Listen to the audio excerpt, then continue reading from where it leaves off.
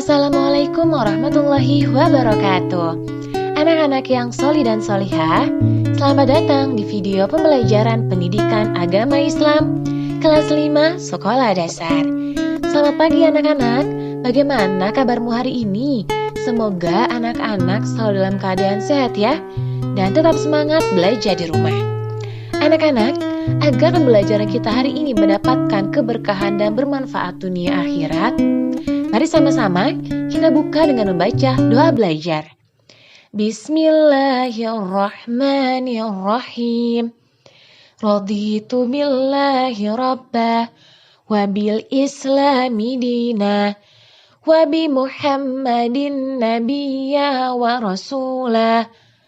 Rabbi zidni ilma warzuqni fahma. Amin ya rabbal alamin. Materi kita hari ini, kita akan belajar tentang mari mengenal Rasul Allah Subhanahu wa Ta'ala. Mengenal Nabi dan Rasul. Allah Subhanahu wa Ta'ala mengutus para manusia pilihan untuk menyampaikan risalahnya kepada manusia. Manusia pilihan ini bertugas membimbing umat manusia agar hidup sesuai dengan ketentuan Allah Subhanahu wa Ta'ala. Manusia pilihan tersebut adalah Nabi dan Rasul. Pengertian Nabi dan Rasul. Nabi adalah orang yang menerima wahyu dari Allah Subhanahu wa Ta'ala untuk dirinya sendiri tanpa ada kewajiban menyampaikan kepada orang lain. Sedangkan Rasul adalah orang yang menerima wahyu dari Allah Subhanahu wa Ta'ala selain untuk dirinya sendiri, tetapi juga berkewajiban menyampaikan kepada orang lain atau umat manusia. Allah Subhanahu wa Ta'ala berfirman dalam surat Al-An'am ayat 48. Bismillahirrahmanirrahim. Wa ma nursilul mursalina illa mubashirina wa munzirin. Yang artinya, dan tidak kami mengutus para rasul melainkan untuk memberi kabar gembira dan peringatan.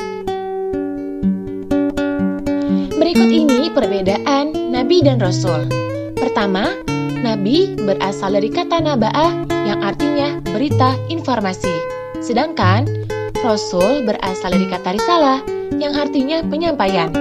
Kedua, Nabi tidak berkewajiban menyampaikan wahyu kepada umatnya. Sedangkan Rasul itu wajib menyampaikan wahyu kepada umatnya. Ketiga, Nabi melanjutkan syariat yang disampaikan Nabi sebelumnya. Kalau Rasul membawa syariat baru atau hukum baru. Yang terakhir, Nabi belum tentu Rasul, tetapi Rasul sudah pasti Nabi. Jumlah Nabi dan Rasul. Tahukah kamu ada berapa jumlah Nabi dan Rasul? Jumlah Nabi yang wajib kita ketahui ada 25 orang. Tetapi yang lebih mengetahui hanyalah Allah Subhanahu wa Ta'ala. Sesuai dalam Al-Quran surat An-Nisa ayat 164. Yang artinya, dan kami telah mengutus Rasul-Rasul yang telah kami kisahkan mereka kepadamu sebelumnya. Dan ada Rasul-Rasul lain yang tidak kami kisahkan mereka kepadamu. Berkaitan dengan jumlah Nabi dan Rasul, Nabi Muhammad SAW menyebutkan dalam hadisnya. Dari Abu Dzar, ia berkata, saya bertanya, wahai Rasulullah, berapakah jumlah para Nabi? Beliau menjawab, jumlah para Nabi sebanyak 124.000 orang, dan di antara mereka yang termasuk Rasul sebanyak 315 orang, suatu jumlah yang besar. Hadis riwayat Ahmad. Anak-anak, ayo sama-sama kita bernyanyi lagu 25 Nabi dan Rasul. Diawali dari Nabi Adam alaihi salam dan Nabi terakhir Nabi Muhammad sallallahu alaihi wasallam.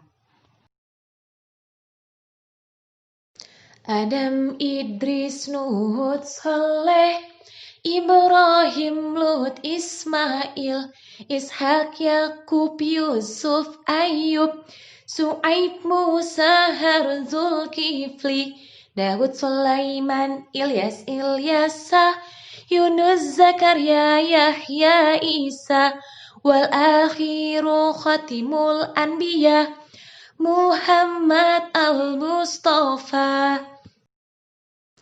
Tugas dan sifat Rasul-Rasul Allah Subhanahu wa Ta'ala. Tugas yang pertama mengajarkan ketauhidan. Nabi dan Rasul membimbing kaumnya untuk meyakini Allah Subhanahu wa Ta'ala zat yang wajib disembah. Memberikan keyakinan bahwa Allah Subhanahu wa Ta'ala adalah pencipta alam semesta dan mengurusinya, mengawasi, menjaga, mengaturnya dengan sendiri tanpa bantuan siapapun. Meyakinkan kepada umat hanya Allah Subhanahu wa Ta'ala yang pantas dijadikan Tuhan. Dan memberikan keyakinan bahwa Allah Subhanahu wa Ta'ala berbeda dengan makhluknya. Tugas yang kedua, mengajarkan kepada manusia cara-cara beribadah. Ketiga, menjelaskan hukum-hukum Allah berupa perintah dan larangan.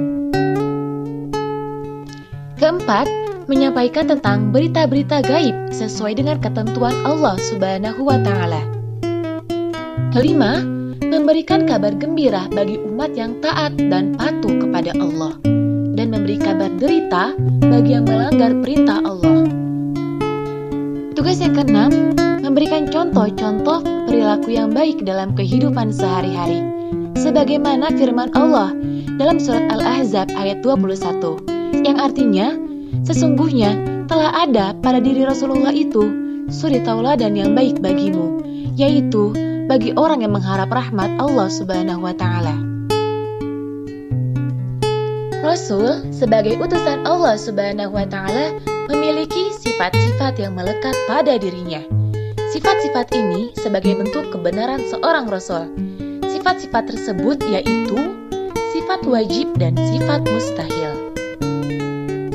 Pengertian sifat wajib dan sifat mustahil. Sifat wajib adalah sifat yang pasti ada pada diri seorang Rasul. Sedangkan sifat mustahil adalah sifat yang tidak mungkin dimiliki oleh Rasul. Sifat mustahil ini adalah kebalikan dari sifat wajib. Sifat wajib ada 4. Yang pertama, sidik. Sidik artinya jujur dan benar. Seorang Rasul selalu benar dalam perkataan dan perbuatan. Kedua, amanah. Amanah artinya dapat dipercaya. Rasul wajib menyampaikan amanah Allah kepada umatnya. Ketiga, tabligh. Tabligh artinya menyampaikan. Seorang Rasul harus menyampaikan pesan Allah kepada umatnya, walaupun terasa sulit dan membahayakan. Dan yang keempat, fatona. Fatona artinya cerdas dan pandai. Seorang Rasul harus pandai dan cerdas akalnya, memiliki kekuatan berpikir yang tinggi. Sifat mustahil Rasul ada 4. Yang pertama, al-kizib. Al-kizib artinya bohong atau dusta. Segala perkataan dan perbuatan Rasul tidak pernah bohong atau dusta. Kedua, al-khiyanah. Al-khiyanah artinya berkhianat. Semua yang diamanahkan kepadanya sudah pasti dilaksanakan. Ketiga, al-kitman. Al-kitman artinya menyembunyikan. Rasul mustahil menyembunyikan kebenaran. Keempat, al-balada. Al-balada artinya bodoh. Tentunya Rasul tidak mungkin bodoh. Anak-anak yang solih dan solihah, sekarang diskusikanlah bersama dengan ayah dan bunda. 1. Jelaskan perbedaan Nabi dan Rasul. 2. Tuliskan sifat wajib para Rasul. 3. Tuliskan nama-nama 25 Nabi dan Rasul yang wajib kita ketahui. Keempat, jelaskan untuk apa Allah Subhanahu wa Ta'ala mengutus Nabi dan Rasul. Semangat ya anak-anak. Anak-anak yang solih dan solihah, demikianlah pembelajaran kita hari ini. Mari sama-sama kita tutup dengan membaca hamdalah. Alhamdulillahirabbil alamin. Sampai jumpa ya anak-anak di video pembelajaran selanjutnya dan tetap jaga kesehatan. Akhir kata, wassalamualaikum warahmatullahi wabarakatuh.